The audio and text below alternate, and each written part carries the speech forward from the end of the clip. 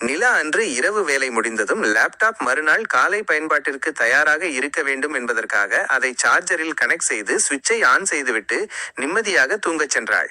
மறுநாள் காலை விடிந்தது. காஃபியுடன் உற்சாகமாக அறைக்குள் நுழைந்த நிலாவுக்கு பெரும் அதிர்ச்சி காத்திருந்தது. 1. நிலாவின் குழப்பம். டேபிளில் இருந்த லேப்டாப் ஏதோ விசித்திரமாக உருமாறியிருந்தது. லேப்டாப்பின் அடிப்பகுதி உப்பி காணப்பட்டதுடன் அந்த அழுத்தத்தில் கீபோர்டு பட்டன்கள் ஒவ்வொன்றாக தெரித்து தரையெங்கும் சிதறி கிடந்தன. லேப்டாப் பாடி ஆங்காங்கே விரிசல் விட்டிருந்தது. நிலாவிற்கு என்ன நடந்தது என்றே புரியவில்லை.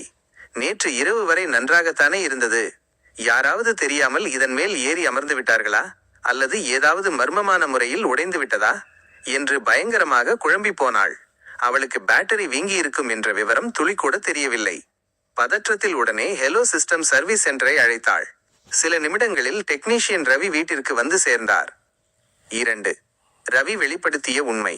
ரவி லேப்டாப்பை ஆய்வு செய்தபோது நிலா அவரிடம், சார், ராத்திரி வரைக்கும் நல்லா இருந்தது, காலையில பார்த்தா இப்படி உடைஞ்சு பட்டன்கள் எல்லாம் தெரிச்சு கிடக்கு, இதுக்குள்ள என்ன இருக்குன்னே தெரியல, மர்மமா இருக்கு என்று கவலையோடு கூறினாள்.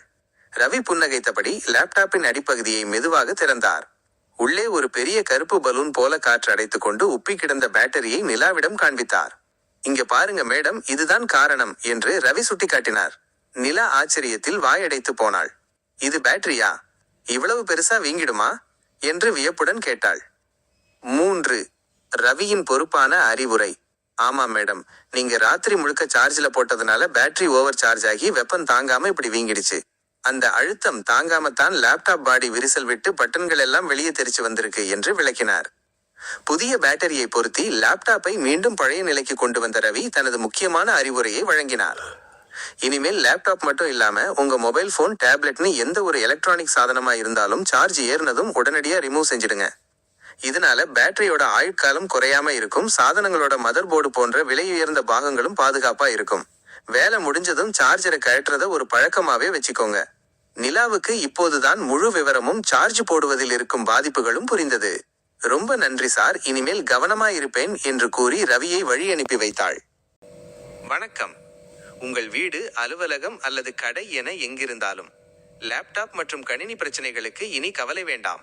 ஹலோ சிஸ்டம், உங்கள் அன்பான டெக் பார்ட்னர். உடனடி தீர்வுக்கு இப்போதே கால் பண்ணுங்க. 638048186. ஹலோ சிஸ்டம், சிறந்த சேவை, சரியான விலை.